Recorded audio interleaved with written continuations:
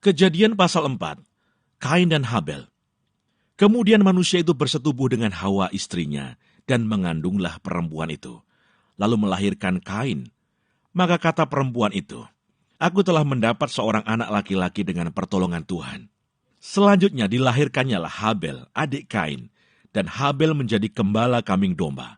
Kain menjadi petani. Setelah beberapa waktu lamanya, maka Kain mempersembahkan sebagian dari hasil tanah itu kepada Tuhan sebagai korban persembahan.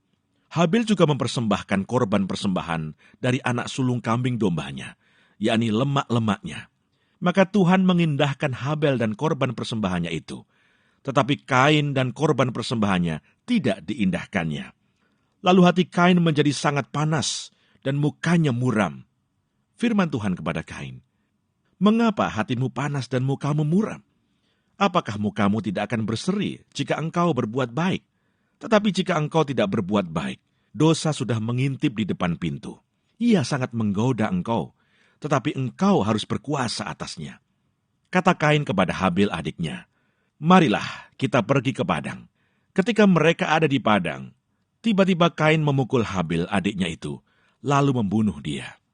Firman Tuhan kepada Kain, "Di mana Habel, adikmu itu?" Jawabnya, "Aku tidak tahu." "Apakah aku penjaga adikku?" Firman-Nya, "Apakah yang telah kau perbuat ini? Darah adikmu itu berteriak kepadaku dari tanah. Maka sekarang, terkutuklah engkau, terbuang jauh dari tanah yang mengangakan mulutnya untuk menerima darah adikmu itu dari tanganmu. Apabila engkau mengusahakan tanah itu, maka tanah itu tidak akan memberikan hasil sepenuhnya lagi kepadamu. Engkau menjadi seorang pelarian dan pengembara di bumi." Kata Kain kepada Tuhan, "Hukumanku itu lebih besar daripada yang dapat kutanggung. Engkau menghalau aku sekarang dari tanah ini, dan aku akan tersembunyi dari hadapanmu, seorang pelarian dan pengembara di bumi. Maka barang siapa yang akan bertemu dengan aku, tentulah akan membunuh aku." Firman Tuhan kepadanya, "Sekali-kali tidak. Barang siapa yang membunuh Kain, akan dibalaskan kepadanya 7 kali lipat."